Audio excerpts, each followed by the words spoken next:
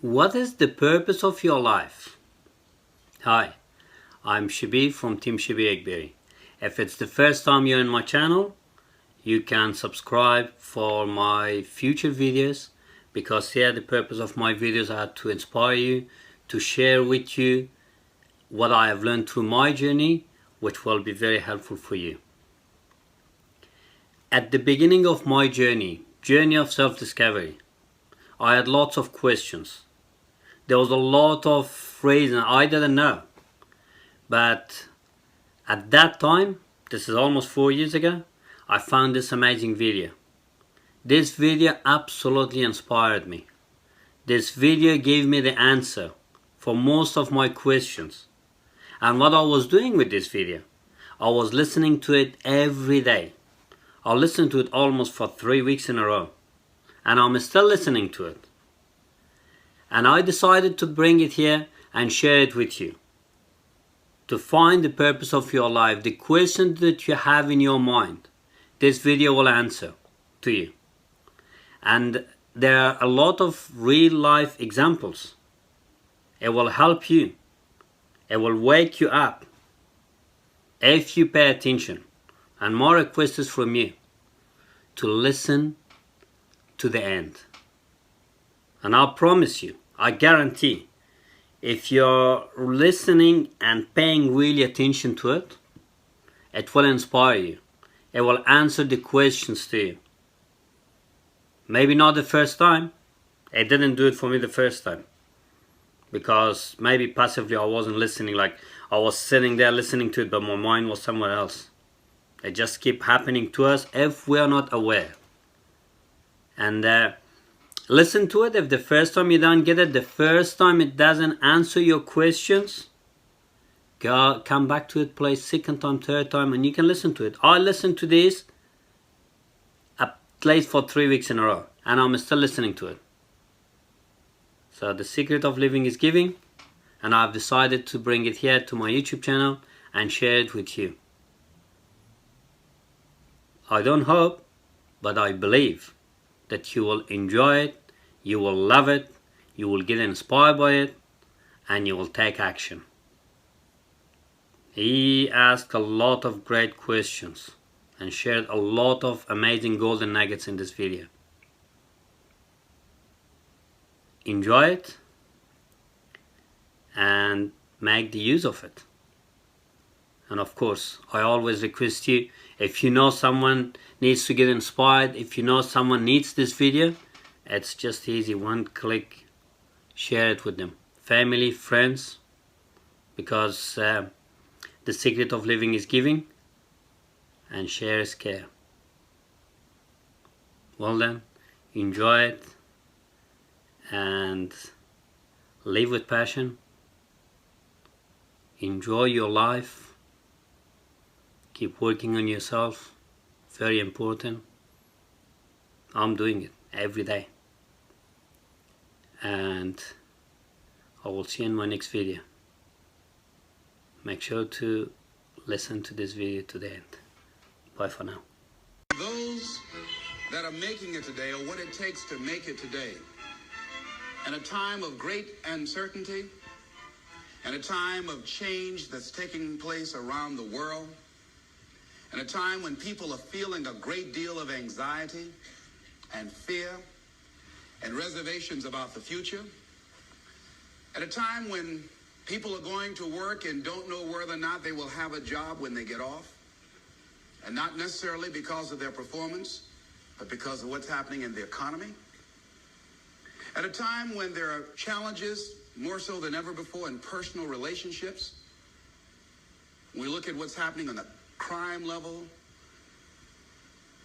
and what's happening with our youth, that many times I'm sure that we've all taken time just to stop and reflect. Many times when we hear what's happening in the news or read the newspapers, where's all of this leading to? What's going on here? And so I think that now more than ever, we must begin to look at what are the things that we can do that would put us on some firm footing in life, that will enable us to do some things and use some powers that we have, that many of us go through life never ever discovering that we have those things going for us. And part of that, I believe, is knowing what it is your life worth.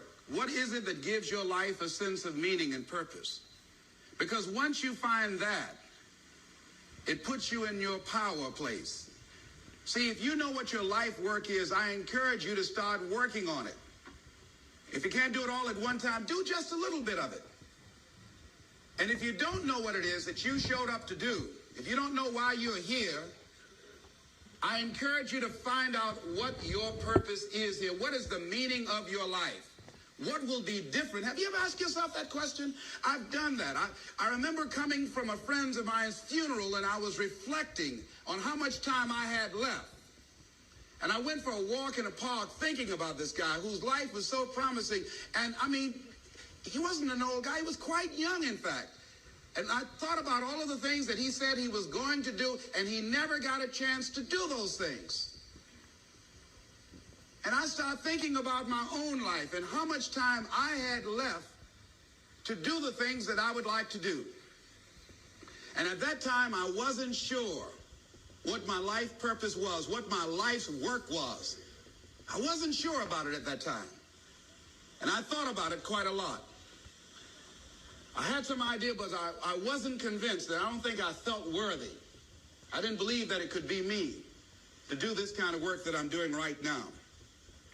And I say to you that if you begin to take a conscious effort to find out what it is that you're supposed to do, I say that it can literally save your life. I said that it can literally save your life. I was telling a group of people of a study that was conducted. Dr. Larry Darcy, who wrote a book called Recovering the Soul, he said, human beings are the only living species that has achieved the dubious distinction of dying or having a stroke or a heart attack on a certain day. If you ask most people, what would you say the primary cause of why people will have a heart attack or stroke? Many people will say, well, because they smoke cigarettes, or because of high cholesterol, or because of stress, or because of obesity. And all of those things are contributing factors. But ladies and gentlemen, more heart attacks take place in this country on Monday morning between 8 and 9 a.m. That's when the majority of people who have their first heart attacks have them. 85% of the American public, according to recent studies, are going to jobs that they hate, working on jobs that do not challenge them. They get sick thinking about going. Migraine headaches. After the Sunday afternoon football game, or 60 minutes, the anxiety began to build. And come Monday morning, they drop dead of a broken heart. Some of you ought to think about not going to work on Monday.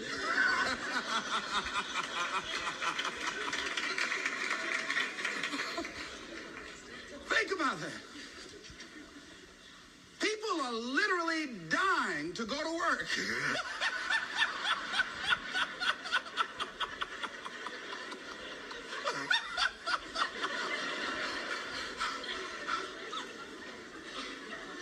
Because, see, when you go to a job and you already know how far you can go, you can already see that proverbial glass ceiling. It's like going to a movie when you've gone in the middle of the movie. And you've seen the end, and you sit there to start all over again, but something is missing. You know what the outcome is going to be. You can't get excited about going through that movie all over again. Am I correct? See, when you're going someplace and you already know how much you're going to make, you already know how far you can go, you're in a dead-end position. It erodes your self-esteem. It lowers your sense of yourself. It creates an inner turmoil. It creates an emptiness in you. So I say that your life is worth finding what it is that you're supposed to do. And I'm not saying quit your job. I'm saying find it and do just a little bit of it. When I wanted to become involved in speaking, I started just learning quotes, listening to other people's tapes, going to seminars, going to workshops, asking other people to help me. Just start working at it just a little bit, but do find out what your work is and hold on to it and don't let your dream go. Don't let it go. See, and here's something else I want you to begin to look at. Why is it that most people don't pursue their dreams or don't do better than what they're doing if they're capable of doing it? I think that many of us don't go the next step because we don't know what to do yet.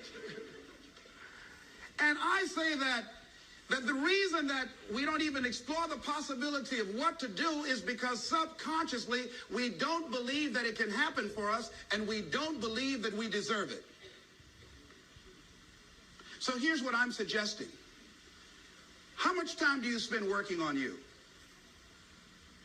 How much time do you spend every day working on your dream? In the last 90 days, how many books have you read? In the last year, what new skill or knowledge have you acquired? What kind of investment have you made in you? So I'm saying that as you begin to look at where you want to go, if you want to make it today, and things are changing so fast, you have to literally run to stand still. I'm saying that you've got to make some conscious effort to begin to work to develop you. Here's something else. Most people are not living their dreams because of fear, ladies and gentlemen. I was in Columbus, Ohio yesterday speaking for a particular Ohio department. Young lady named Karen who greeted me, who organized the event. Very talented, very skillful. And she was talking about she wanted to become involved in the consulting business. I said, why aren't you doing it? I said, you have the abilities. I said, you're not here because they like you. You're here because you're doing the job. You're making things happen. And she came up with all kinds of ideas, but finally she said, I guess I can't see myself doing it.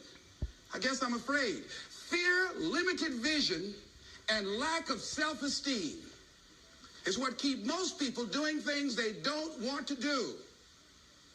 I flew from Columbus, Ohio to Denver, Colorado to a major communications company.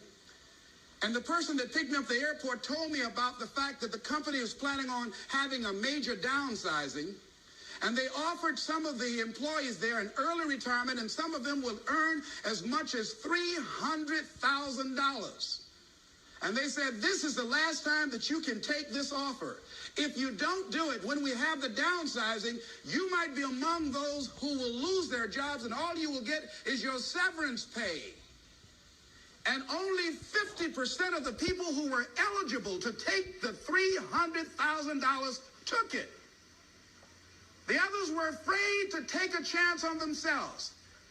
The others couldn't see themselves beyond that company. They couldn't see life after that company. The same reason that people stay in relationships where they're abused or they're unhappy or it's unfulfilling. They can't see themselves beyond that relationship. They can't see themselves enjoying life without that person. They think that this is all that they can do. The same reason that people get stuck at a certain level in life. They can't see things being better for them. And they think that this is it and this is all they deserve. This is all they've ever seen. It's been passed on to them. And they think that this is it for them. Oh, no. I was looking what Dr. Blanton, Smiley Blanton, who is a colleague of Dr. Norman Vincent Peale, what he said about fear. He said, fear is the most subtle and destructive of all human diseases. Ladies and gentlemen, fear kills dreams. Fear kills hope. Fear put people in the hospital. Fear can age you. Fear, ladies and gentlemen, can hold you back from doing something that you know within yourself that you're capable of doing, but it will paralyze you. And it seemed like you're in a hypnotic spell. And I ask you a question, what is the benefit? What's the benefit of allowing fear to hold you back? What's the benefit of giving up on yourself? Of not stepping out on life and taking life on? What is the benefit for you? What's the plus in that? It's one of the things I had to ask myself. So I didn't want to make any mistakes. I wanted everybody to like me. I wanted to be perfect the first time I did something. It's not going to happen. You're going to make some mistakes. You're going to hurt some folks' feelings. You're going to create some enemies whenever you decide that you want to begin to take life on. You've got to ask yourself, how long am I going to allow this to hold me back? I like what Zig Ziglar says. He said, fear is false evidence appearing real. That is an illusion that we create in our mind. It is a state of mind that can be changed. So let's look at how we can begin to take some steps to restructure that fear, to begin to expand our visions of ourselves, to begin to increase our self-esteem. Webster said that self-esteem means confidence and satisfaction in oneself. Look at your life right now. Whatever you've done up to this point in time, your life is working. Whatever you have produced, it came out of you as a result of the kind of person that you have become. It's a result of your choices. It's a result of your consciousness. Now you have to ask yourself, are you satisfied with what you have produced? Is this what you want? Would you like for things to be better than this? Do you believe that you deserve better than this? Or are you content? This is it. You don't have to do anything else. That you already resign yourself in life and say, well, I'm happy. I'm not starving like the people in Calcutta. Are you allowing yourself to get off the hook like that? Or do you believe somewhere in the back of your mind or in your heart that there is some other great work for you to do? There's something else that life has for you. And that's why you're here. How do we handle this fear factor? How do we increase our self-esteem? You have to begin to fortify yourself. How do we do that? I believe that you have to begin to consciously monitor your inner conversation and start talking to yourself. Start building yourself up. Sometimes the only good things you will hear about you are the things that you say to you.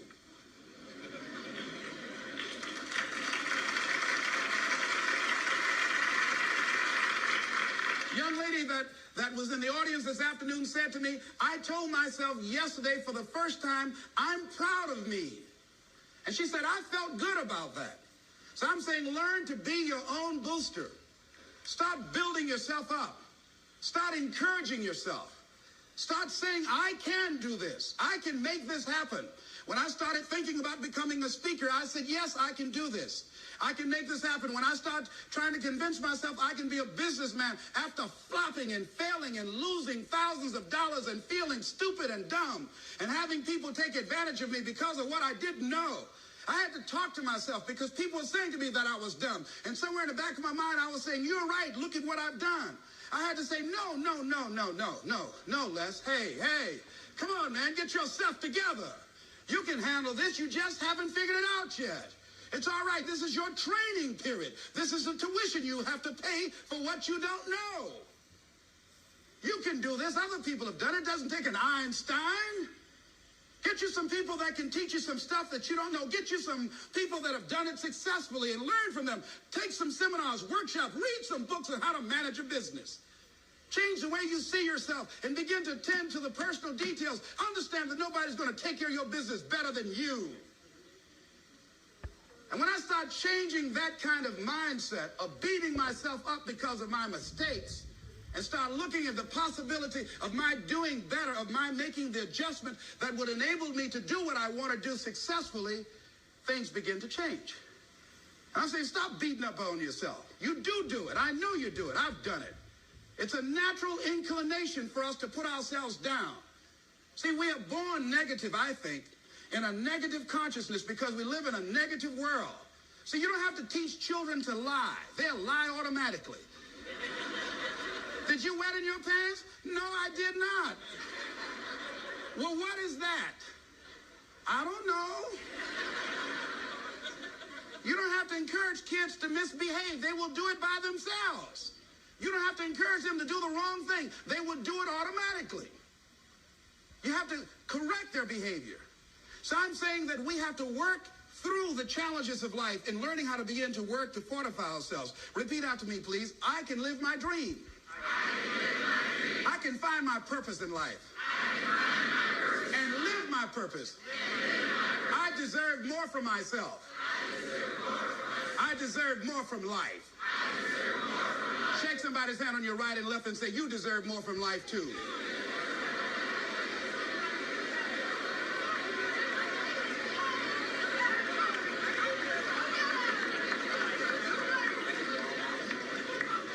other things, ladies and gentlemen. Begin to guard your mind against negative programming. Like turn off the television. Don't watch the news. Don't watch it. I think that more people have a sense of hopelessness and anxiety about life. If you look at the news, you cannot feel good looking at the news. You'll be scared to death. You're scared to go to sleep. I mean, it turns your power down. You've got to be conscious of that. Don't pick up the newspaper and read it. No. Just try this. Just experiment with yourself. Now, if your job depends upon you knowing certain things, let somebody tell you just about those things. But stop filtering the stuff you allow to come in your mind. You know that song you used to have? Don't let nobody bring you no bad news. I tell my staff, look here, don't tell me any bad news while I'm on the road. Let me handle it tomorrow. I don't like anybody to tell me any bad news at night before I go to sleep. I can't do anything about it anyhow. Why let me go to sleep with that on my consciousness? No, and my staff, they know that. Say, let it wait till tomorrow. And I have a period of time. Tell me bad news between 10 o'clock and 12 noon. After I prayed and meditated and read my books, I'm fortified, I'm ready to handle it. I deal with it and I'm out of there and I'm going on to something else. So you've got to guard the kinds of things that you put in your mind. See, if you don't program your mind will be programmed because human beings are goal-oriented. That's why we die of broken hearts early. That's why we're running through life to early graves. We're going through life, ladies and gentlemen. And I think that Henry David Thoreau said that most men live in quiet desperation. Most of us go through life running scared. Larry DeAndre, who I think is going to be one of the greatest motivational speakers around today, told me a true story of a friend of his that every day when he came home from school, when he would get to a certain block in his neighborhood, there was a neighborhood dog that would chase him. And that dog would start after him barking. Boy, he would run, just running from that dog every day. Finally, he just got tired of that dog chasing him every day. He said, this dog come around here today, I'm going to take a brick or something and bust him in the head. So he was walking home that day, minding his own business. Sure enough, same area, there was that dog there. The dog started barking, he started running, he saw a brick and he stopped and picked up the brick and turned around. And the dog got close to him, he realized the dog didn't have any teeth.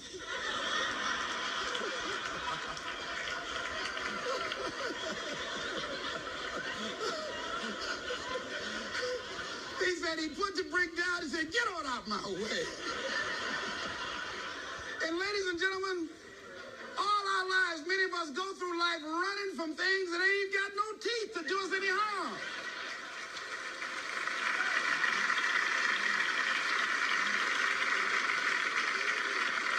Haven't you been afraid to do something and then after you did it, you say, whoa, if I known it was this easy, I would have done it before. Haven't you ever had that experience? Raise your hand. Absolutely. So we created this in our minds, false evidence appearing real. We made it real in our minds. That's why Churchill said there's nothing to fear but fear itself. That's the destructive monster. So turn off things that can contribute to your fear.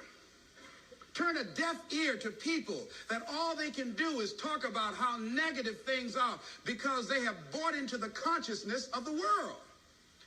Start attending workshops, seminars, listening to tapes on a daily basis to begin to recondition your mind, to retrain your thinking. Faith comes by what?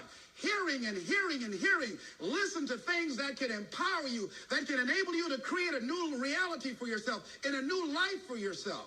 You might appear to be strange around most people. You know, most people think you're strange if you're happy today. People say, how you doing? I said, better than good. Whoa, what's wrong with him? Just go around smiling and watch people. Look at this. This is a weird guy over here. Because most people don't smile. Watch them. Look at their faces in the morning. Here we go, another Monday morning. How you doing? Haven't had my coffee yet. Don't ask me. See, these people have not found their purpose in life. That's why they're grumpy. That's why they're miserable. That's why they're so negative. They're hurting and they want to hurt other people. So start practicing using programs for your mind. Seminars, books, workshops. Keep a journal. Record your thoughts. What's happening with you? Every day when you get up, have a journal near you. I use a Jack Boland journal so that I can write down my ideas. I keep it by my bed so I can write down my thoughts.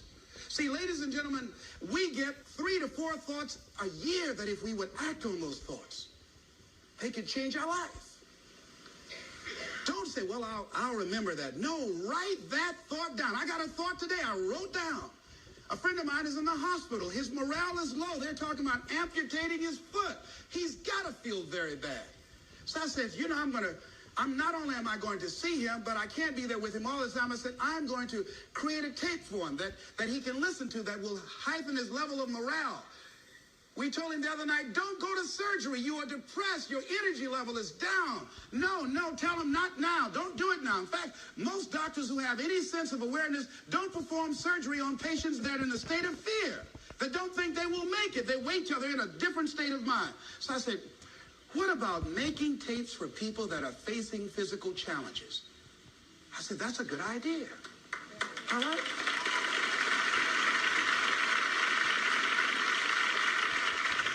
See, there are ideas that can come to you out of things that appear to be negative. I have a friend out of Chicago, just met him. He's 23 years old. And this guy, he went financially bankrupt 2 years ago, ruined his credit. Guess what he decided to do? He found a blessing in it. He wanted to restore his credit. It was very challenging, very difficult. And he realized that a lot of other people during these particular times are ruining their credit. So now he started a credit repair business. Last year, he earned over $100,000 helping people to restore their credit. I met a young lady who attends this church, that she was at her father's funeral and she was putting flowers on her father's grave, and she looked around and saw the other grave sites. They did not look well groomed and they were not attended to on a regular basis. She started a grave site maintenance business. Out of that tragedy, something positive has come out of it. And now she's earning more money doing that than on her present job. What idea are you sitting on? Write your ideas down. And then, once you get that idea, take the leap. Hello? Take the leap. See, a lot of people get the ideas and just walk around with them. Have you ever had an idea and all of a sudden you looked around and somebody had that idea and gone with it? Think you're going to be going with my hospital idea. Forget that, buddy. We will be out there together, Jack.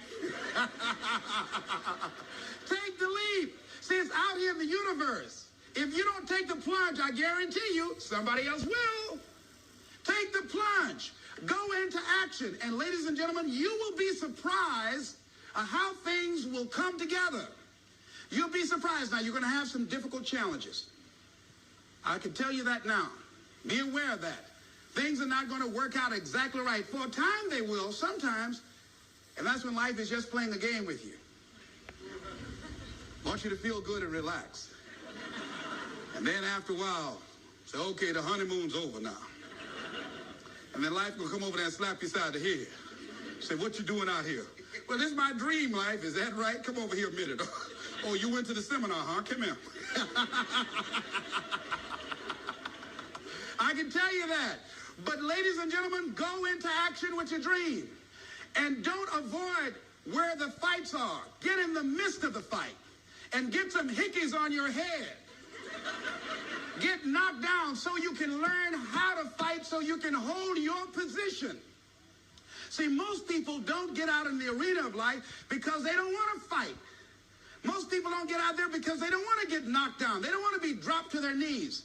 But see, you're going to be dropped whether you're on the field or whether or not you're sitting on the sidelines. You're going to be dropped. So at least get dropped for something. Don't get knocked down while you're sitting down.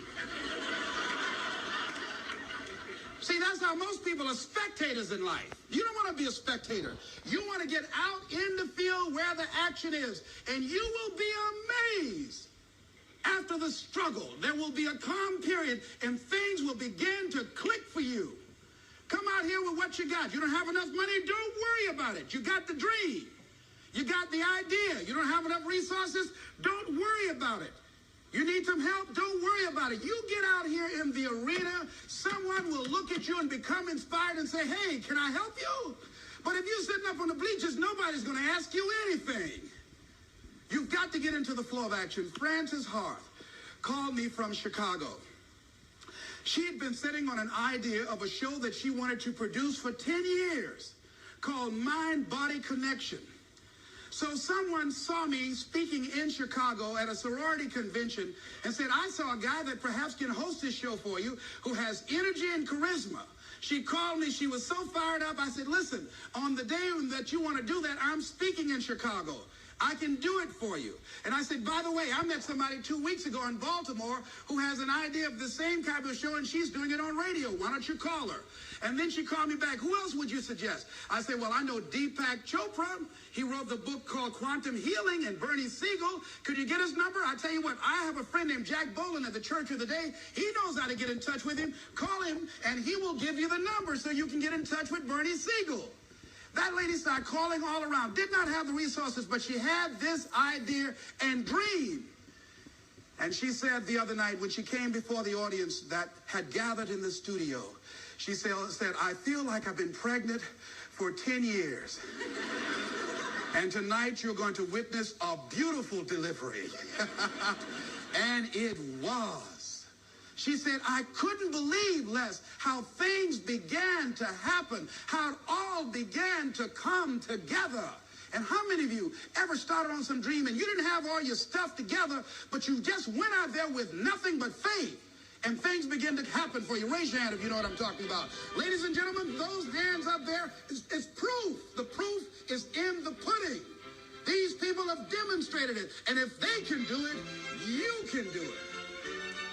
You can do it.